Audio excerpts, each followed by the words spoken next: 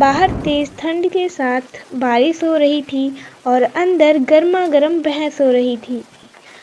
अरे अरे रिंकू के पापा, गजब हो गया। बाहर बहुत तेज बारिश हो रही है और इसीलिए आज आपको काम पे जाने की कोई आवश्यकता नहीं है। नहीं भाग्यवान, काम पर तो जाना ही पड़ेगा। अगर काम पर नहीं गए तो हमें वेतन आज का नहीं मिलेगा, जिससे हमें महीने भर का खर्चा चलाने में परेशानी होगी।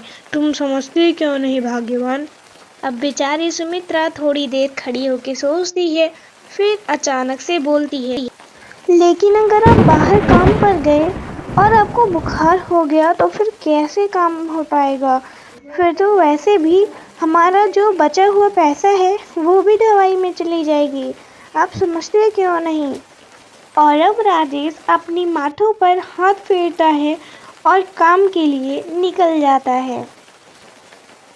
तभी राजेश की माँ शकुंतला आती है और आकर अपनी बहू सुमित्रा के पास खड़ी हो जाती है। और जब वो दोनों अपने पोते और बेटी रिंकू को देखते हैं इस प्रकार सामने घूरते हुए, तो बहुत ज़्यादा चौंक जाते हैं।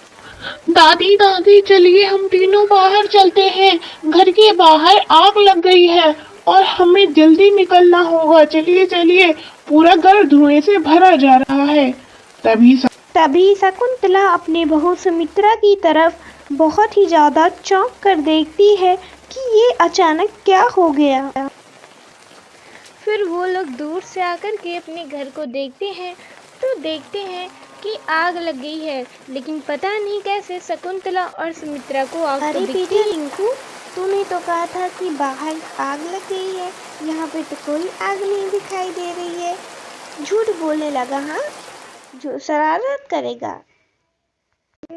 और तभी शकुंतला चारों ओर देखती है और फिर बोलती है, तू सही कह रही है बहू, ये हमारे साथ ठिठोले कर रहा है। यहाँ पे तो सच में कोई आग नहीं लगी। नहीं नहीं दादी, नहीं नहीं, मैं कोई मजाक नहीं कर रहा हूँ। यहाँ पे आग लगी थी, इतनी तेज बारिश होने की वजह से बुझ गई होगी। मैं झूठ नहीं बोल रहा हूँ, बहुत तेज आग लगी थी यहाँ पे। और अब ये लोग बातों को सही मानकर घर के अंदर चले जाते हैं। पहले बहू बढ़ती है, फिर बेटा आगे बढ़ता है, फिर अम्मा जी आगे बढ़ती हैं और ऐसे करके सब लोग घर के अंदर चले जाते हैं।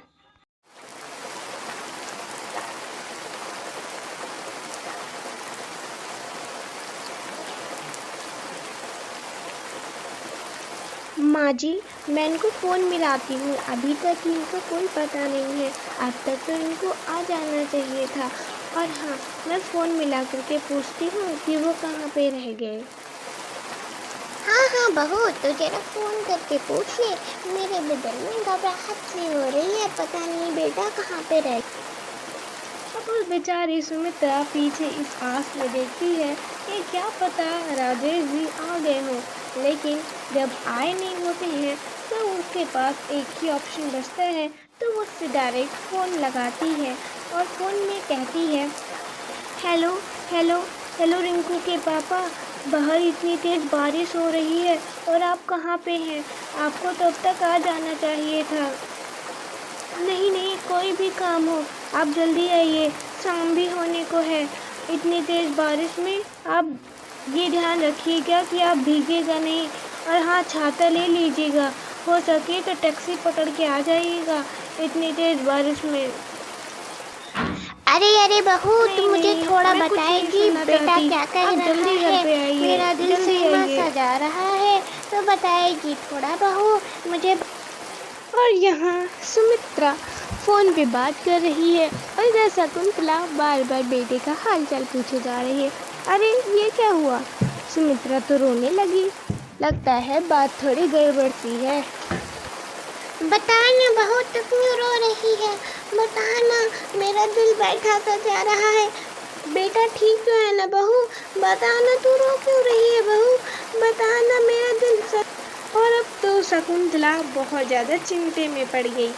पहले तो बहू रो रही थी तो देख के पता चल रहा था कि हाँ हाँ, माहौल थोड़ा बुरा सा है, और लेकिन अब तो बहुत शांत होकर सीरियल देखे जा रही थी और शकुंतला का तो पूरा दिन बैठा सा जा रहा है। अरे बहू, तो बोलना बेटा ठीक है, और वैसे भी मेरा दिल कहता है कि वो बहुत अच्छा है, वो जहाँ भी होगा ठीक ही होगा बहू। हाँ माँ जी, वो बिल्कुल ठीक है। वो तो मैं आपसे मजाक कर रही थी रोकर। थोड़ा मजाक तो बनता है ना, और कितनी भी बड़े हो जाए मजाक तो करना ही चाहिए, दिन बन जाता है माँ जी। और हाँ माँ जी, उनके हाथ में एक बैग भी लगा है, पता नहीं कौन सा बैग है, मैंने पूछा बताया ही नहीं। और अब मैंने बोल दिया है कि छाता लेकर आराम से आएंगे, 5 मिनट में आ जाएंगे माँ जी, आप चिंता ना करिए। ये तो भगवान की देन है बेटा, भगवान की देन है। भगवान ने सब कुछ ठीक कर दिया। भगवान ऐसे ही हमारे घर पर कृपा बनाए रखे और सारे दुख को दूर कर दे।